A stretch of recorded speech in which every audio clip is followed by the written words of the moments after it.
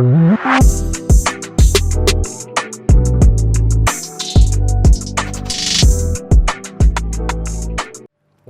to Paul's Pod. I'm here with the main governor, Adam Catterall.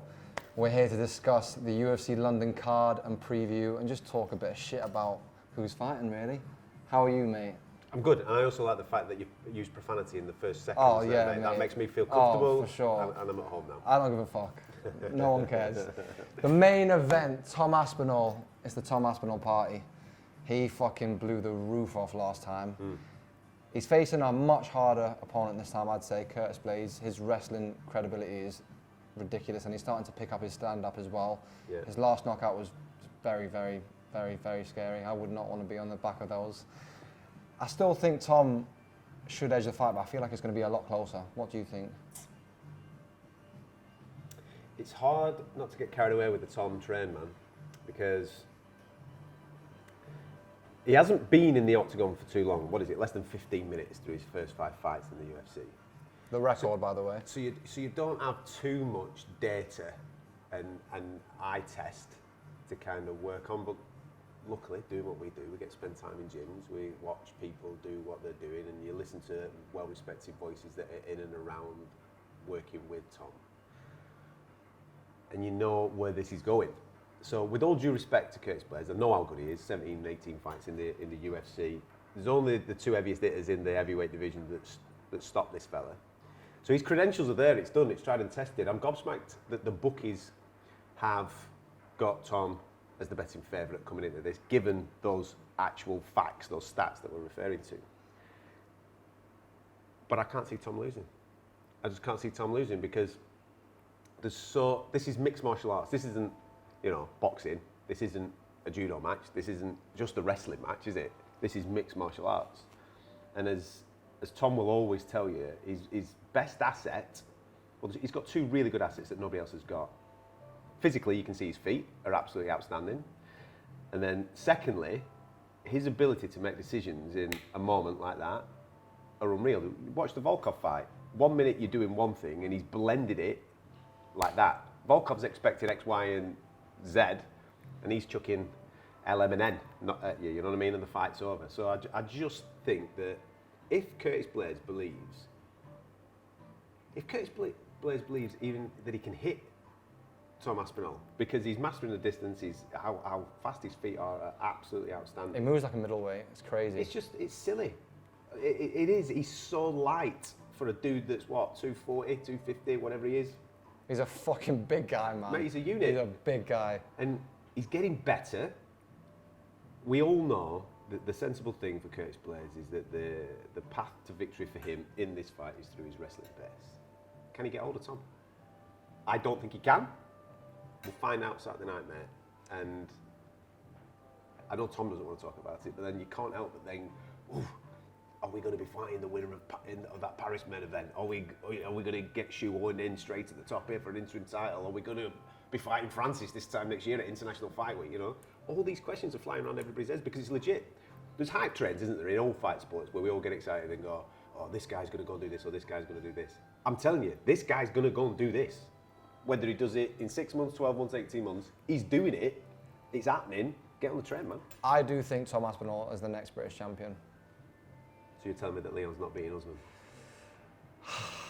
I would love Leon to beat Usman, don't get me wrong. And it's, again, no disrespect to Leon, but I just think Usman's just too good at the moment. Bearing in mind, he has actually had a few injuries, so that could He's had major surgery to his hand. His knees are fucked. This is, for that fight, and we're not even talking about UFC London now, are we? But that fight is a hell of a lot closer than a lot of people have that have said. Like, you speak to a lot of the American guys that cover this sport, and they're like, no, Kamaru this, Kamaru that. Listen, I'm telling you now, do not look at the first fight. The first fight was on the prelims, man. You know what I mean? A long time ago. Early prelims in, what was it, 2015? And that was 2 very one-dimensional fighters fighting in that fight. You had an elite wrestler and you had an elite striker. The elite wrestler did elite wrestling and the striker couldn't live with him, and that was the end of the fight. These 2 guys are so well-rounded now. They've grown so much. Obviously, Kamaru's always been undefeated in the UFC, but Leon's undefeated since that moment. He's grown so much. His wrestling base has got far, far better. His striking's better. Immaculate. It's ridiculous, mate. Really, really, really good matchup. On the feet, still, Leon Edwards is better than Kamaru Usman. There's no doubt about 100%. that. There's no doubt about that. And Kamaru's fallen in love with knocking dudes out. I get that, and it looks good, and he's popped as a star. And he could still knock Leon out, but I'm just saying, as a striker, Leon's the guy. As a grappler, Kamaru's the guy. But Leon's takedown defence, you saw it against Gunnar Nelson in London a couple of years ago, man. His takedown defence is unreal. And he's vicious off the clinch with his elbows. This is close. It is a close fight. This is close fight, man. I just hope that, when you get fights stylistically that should make fireworks, sometimes they're just a bit flat. Oh, no. I think this is a chess match, mate. I think it's one of them. You've got to be a hardcore MMA lover. You've got to understand what you're watching to get enjoyment out of it. I think that the risks that they're going to be taking, they're going to be on the edge for sure. They're not going to be wanting to. This is a Shane Burgos and Jordan pre-in, you know what I mean? That's not what you're getting here. This isn't Chandler Gaethje. This is this is it's proper high-level chess is what you're going to get in this fight. Alexander Gustafsson is making his return. Yeah. He had 3 losses in his last 3 fights, and he's been away for almost 2 years now. Yeah. He's had a flirt with heavyweight. How do you feel he goes into this fight? Like his last 2 wins against the 2 former light heavyweight champions, Jan Blachowicz and Glover, that was arguably his best performance he's ever had as well. Yeah. Do you feel like the time he's had off, especially considering his last performances, will have an effect on Saturday night? Alexander Gustafsson's problems in the octagon are not physical. It's what goes on inside his head. Does he want it? Is the fire there? When you have a fight like he had with John Jones that first time, you've eked everything out. That's 100%, giving you everything, and you come up on the wrong side of it. Well, listen, there's people that are watching this that will think, I thought Gus might admit that, he might have done Jonesy. But the facts are he didn't have his hand raised on that night. You lose something in that moment, whether it's a belief thing or whatever it may be. And he's had another shot at Jones, and he was well beaten in the second fight. He's had a shot at DC. He was well beaten in that fight as well. And he's been finished by when he stepped up to heavyweight and took on over him, didn't he? But if he's mentally right, and he's here for the right reasons, he's not here just for a few quid or whatever. If he's here genuinely thinking, light heavyweight looks tasty now, young lad's cleared off, belt's going to be hop, skipping and jumping all over the place. I might have the tools to give Yuri Prochazka a little bit of bother. As you've just said, I've already beaten Jan Blachowicz. I've already beaten Glover Teixeira. I'm a player here, man. If I can get my shit together, I'm a player in this division. And if that's his mentality, he's not just come here for a few quid, a little bit of a sing-song in front of all London fans that absolutely adore him. He's a player. And I think he'll take care of Nikita Krylov quite comfortably if that version of Gus turns up. If that version of Gus doesn't turn up, it could be all right. It could be a long night, It could be a nasty night, yeah. And that's no disrespect to Krylov. No, for sure. Because Krylov's brilliant, but Gus is, in my head, I'm still seeing the elite Gus. Yeah. That's what I'm seeing. I'd love Gus to win just for the story. I think obviously, if I was an issue, seeing Glover's rise and come back, you think, do you know what? If I'll give this another fucking go, 100%. And I'd love to see Gus win, and I'd love to see Paul Craig win also, to set up Paul Craig and Gus in Sweden. That's what Paul Craig was on about today. He must be pissed off, Paul, because I'm thinking to myself... He was meant to have that fight. He was supposed to be having that fight in March, and it all fell through, so he ended up getting a different knock, and he was brilliant against Krylov. The geezer that he's just beaten... Has got him. Has now got the money fight. That's no disrespect to Volkan Oezdemir either, because he's a legit dude. I love Volkan Oezdemir. But if you're looking at prowess of names, Alexander Gustafsson, Bush, Volkan Oezdemir's here. And now Paul Craig is further down the card than the dude he's just beaten against the dude that he's supposed to be fighting. If I were Paul Craig, I'd be thinking, if I pissed off? It's hard, but you can't get too emotional, though, can you? That's the only thing, because you could want that fight, but if you believe that you're going to be good enough to get past Krylov, like Gus is doing, and then the same for Paul against Volkan, then that fight should still happen. And even though it could have happened on this card, surely the idea of them two headlining in Sweden is a bigger idea. Yeah. Gus has to be. There's a lot of factors for that to happen. Yeah, if he comes through and he looks good at the weekend, then he's assuring to be the guy or one of the guys in Stockholm, because you'd think that Hamzat as well is going to feature on that card as well. Can you imagine that? Hamzat Chimaev in Stockholm, man. Do you reckon? Well, would it be a pay-per-view card, or do you reckon it'd be a fight night? I think it'd be a fight night. Would Hamzat fight on fight night? Well, he's not taking Nate Diaz there, is he? You know Yeah, what I mean? definitely So, not, exactly, yeah. I think that's a shoo-in for Gus to obviously be the main guy there. But if anything does happen and there's a turnaround, we don't even know when the date is for Stockholm. We're told it's by the back end of the year. Some people have been speaking at the start of next year, so there might be a chance for Hamzat to turn around quickly and get on that card. Paddy, the baddie, against Jordan Levitt. That's a great fight. That's a great fight. We were just talking about before how Jordan has kind of been sort of brushing off Paddy in this press conference today, overlooking him, which is never a good thing to be doing going into a fight. Do you think it's going to be an easy fight for Paddy, or do you think it'll be a... No, I don't think any fight in the UFC is easy. You know, if you get to the UFC, you're good. You're very, very good, and you've obviously got a skill set to be successful. Jordan Levitt has a skill set to be successful. Is he a mixed martial artist? No, man, he's not. He's good. He's elite at one particular aspect of mixed martial arts, but there's several other facets that he isn't. Paddy is elite at one set of mixed martial arts, but his levels in the other facets, in my opinion, are better than Jordan Levitt's. And he's also learning to blend the other mixed martial arts together in order for him to do the thing that he's really, really elite at. The dude's getting shots out, in my opinion. And I think the majority of people watching this, who watch mixed martial arts and understand who is what and what they do, if Jordan Levitt wants to wrestle with Paddy Pimblett, sound, man. You want to Good luck. You want to go on the mat? Let's go on the mat. Let's have a go on the mat. Because the dude off his back is just as good as being in top position. So I can only see a Paddy Pimblett mad triangle flying across off the top of the cage. Oh type my of shot. God. Some mad shit. Some The mad most thing. iconic Paddy move.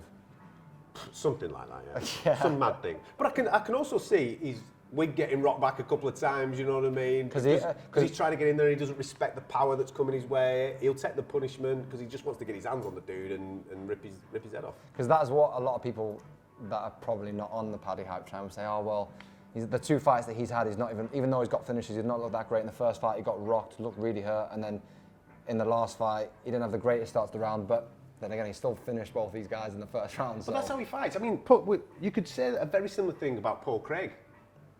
Paul Craig defends shots with his face because he backs his chin to get himself into a situation where he can get his hands on you. Kind of like Oliveira as well. That's what they want to do. He wants to do it. He wants to get his hands on you. And that's what Paddy wants to do. There was a stage in Paddy's career where he fell in love with his hands and he thought that he could do a bit of Floyd Mayweather stuff, right? And this was in Cage Warriors. And he got shot to the top, became the champ, and everybody's loving him. And then all of a sudden, right, I knocked some dudes out now. And he got himself in a bit of bother and he ended up losing a few fights.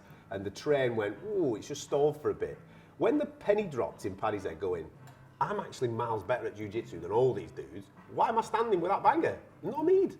Okay, I've got a bit of chin, I can take a whack. Just get close and get on with him. Now that penny's dropped with Paddy, we're in a really good place with him because you know exactly what he wants to do. The same thing happened with Paul Craig. He knows exactly what he wants to do and he's backing himself. And I can, again, when I said about the Paul Craig thing earlier, I can only see this. How far do you think that style takes you, though? That's the tough question. That's the tough question. I think it gets you ranked. I think it gets you into the shark pool. How far up that shark pool, I don't know, mate. Because if you're going to try and back your chin against some of the bangers in that division, top fives, top sixes, it's not really going to go. No, man. You're going to get hurt. You're going to get hurt. So you've got to be cuter. You've got to be smarter. That striking game has to come up. But I think we're a bit of time off that. Anyway. Oh, for sure. I mean, Paddy's only what? I think he's 27, 28, and fighters prime nowadays is like 33. Have some fun. Learn. Be the cash cow. Milk it for as long as possible. Put on some parties, mate, and then when you're on the cusp of turning 30, I expect the level of competition to be top 5. Molly McCann. Yeah. She's a heavy favourite in this fight, which I think can sometimes be a bit dangerous. I think if she wins this fight, the potential for her to get ranked and then start moving up the rankings is there. But then being such a favourite in your hometown, that could be a lot of pressure to perform. On country. She'll tell you she's Scouse, mate. Oh yeah, that is it. Yeah, Scouse, not English. That's it. Come on. Even though I think it's a dangerous fight for Molly, I think, especially considering how it went last time, I just think she's going to be so solid when she gets in there. She'll ride the wave of the crowd. I can't see her losing this fight personally. No, I can't. You're right in what you're saying, And these are the new challenges that Molly now faces. She's always gone into fights as the underdog, hasn't she? She's gone in there, and she'll admit this herself, that she's had imposter syndrome, that she felt, do I belong here, and all this. She feels it now. She knows, do you know something? I'm legit. I'm supposed to be in the UFC. I'm here, proper stuff. And the records that she's setting, she's already cemented legacy, being first English female on main cards, first English female knocking people out, all these types of things. When you look back in history books in 10, 15 years' time, it was the first English, oh, it was Molly McCann. Right, so that's done and dusted. Now it's a case of, what does Molly want to do? And you're right. Now it's a case of, let's get ranked, because in this division, Shevchenko's smoking everybody. All right, she's just had a tough one with Still smoking everyone, though. But she's still doing the business. She's running out of people. So if Molly can put 2, 3, 4 wins together of any significant note, all of a sudden people are going to go, well, she's gone through the top 10. Twice. We need somebody. Oh, right, this kid here, this kid who's doing her thing.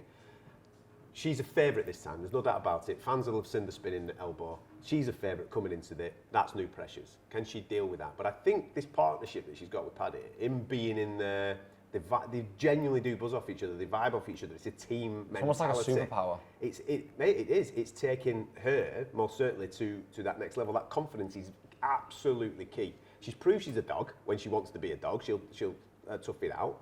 She's proved that her jiu-jitsu and her grappling is getting much better. But if you look at the size of these two girls together, they're very similar. I think Molly might have a slight height advantage. Yeah. Yeah. I think so. She's obviously then going to have a couple of. Molly McCann's got reach advantage on someone. That's absolute fucking madness. So you're telling me that Molly McCann, who's a very, very, very good boxer with a reach advantage, is going to let some kid chin her? It's not fucking happening, mate. It's not happening. So the only thing, and you're right to bring this up, is do you get carried away with it? That's it. That's the only thing. Ability, she wins the fight. And if the Molly McCann that turned up in March turns up on Saturday night, she wins the fight. But if you walk out, hey Molly, hey, almost Molly, too overconfident. Just turn up, do me thing. She's got to go through the same routines, get in the same headspace, and I think she will. The pennies drop with her, then we get a special night on Saturday night. Have we gone through the main card? I think we have, haven't we? Yeah? Yeah. Yeah, I think so. Mason the Dragon Jones. Jack Manson. And Chris Curtis. Yes. Fuck, forgot about that fight. There you go. Meant to be Darren Till. It was supposed to be Till, yeah. Which is upsetting for a lot of fans, but what can you do? Darren needs to do what he needs to do to get himself in the right place to come back. And he will. And I still believe Darren Till is one of the best British fighters that we've got at the moment. I think the last performance we can go back to more than anything is the Rob Whittaker fight. That fight was razor sharp close. Yeah. But Chris Curtis coming in, stepping off, his story is incredible. Yeah. Retiring after not getting a Dana White contract, and now he's on a 7-fight bounce win streak, 3-0 in the UFC, 2 finishes. He's taken the fight on 2 weeks' notice. He's just fought 2 weeks ago. And the guy that he's fighting, Jack Manson, he's a stud as well. He's been training hard for this camp, so he's known that he was fighting in London. And now obviously Chris Curtis, fair play to him, 2 weeks' notice, big set of bollocks. But going the distance, it's a big ask. All the jet lag. Do you think? I personally think that might have a factor into the fight. I mean, Chris Curtis is on an unbelievable tear at the moment, and I think it will still be a close fight. I think Chris Curtis is an unbelievable fighter, no disrespect to him, but I think it'll be a tough challenge to get past Jack. Yeah, you're right. And I think from Jack's point of view, he was training for a striker. He's got a striker, so it's sound.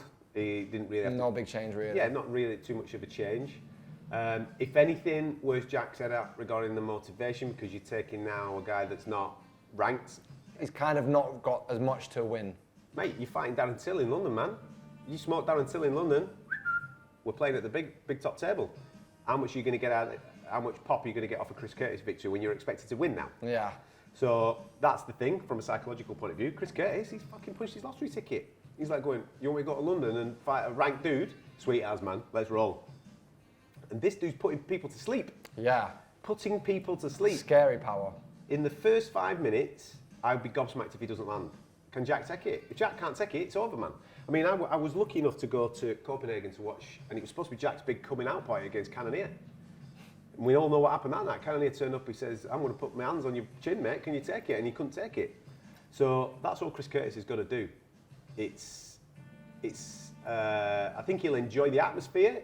They're following Paddy Pimblett on the card, so it's going to be absolutely bouncing, feed off that energy. First 5 minutes is the most key 5 minutes in that particular fight. What does Jack do? Especially, I think, for the cardio as well. Yeah. Chris could probably... You'd like to think that it would favour Jack going the later rounds. Oh, yeah, 100%. That's what I mean. That first 5 minutes, what does Jack do? Does he... I'm going to keep you at range, mate. I don't want you to wipe me. Do I get close to you? Do I grapple with you? What do I do? If you want to stand with this dude in the first 5 minutes... Good luck. Get out of the way. What are you doing? And I can imagine as well, the whole Cannonier fight will definitely be on his mind, you know. The same sort of style, that power. Fuck, I don't want to fucking do that again in front of even more people. So. Mate, just go and sniff his crotch, man. Get right in there, you know what I Yeah. mean? That's what you got to go and do.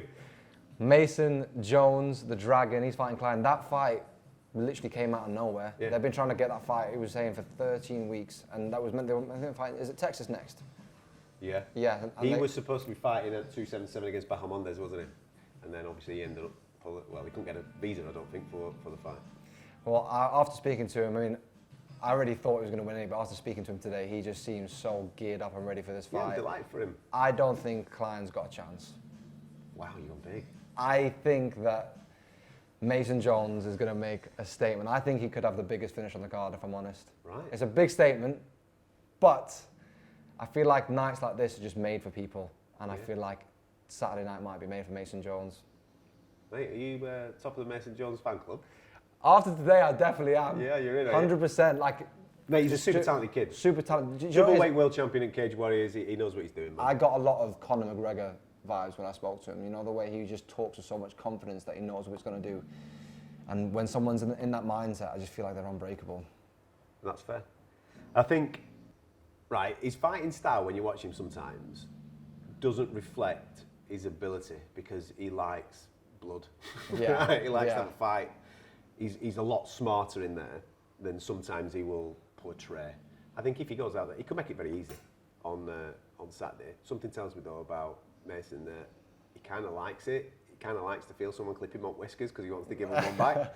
So it could be an incredibly fun fight. I'm with you. I back him to win. And despite it being last minute, he has had a full camp. He's been keeping himself in shape. We know that obviously his opponent was supposed to be fighting next week, so he's in good nick. Yeah, and it's top of the prelims, mate. So, mate, I'm glad he's got an opportunity on British soil because I like Mason. I backed him when he first signed for the UFC off the back of the Cage Warrior stuff. I backed him, and he's just had a couple of bumps. Yeah. This, like, you're right in what you're saying there. This could be a moment where people go, "Oh, we forgot about him." Right? Okay, let's jump on this bandwagon again. What other big fights are there on the prelims? What do you want to talk about, mate? Mark Diakiese's back in town. Mark Diakiese is back in town. He had a must-needed win in his last fight. Must-needed win, and he showed off a brand new set of his wrestling. Well, there's another lad, right? When you're talking about pennies dropping with people, big hype, flashy, spinny shit, everybody's falling in love with him, he's got the red Tatonka haircut, everybody's buzzing, right? And then he changed it up. He left the gym, he's gone over here, I've got to go to America to learn how to do all this type of stuff. And then it just diluted and he lost himself. He seems to have got himself back. And that's the key thing. This is the key thing with all these fighters.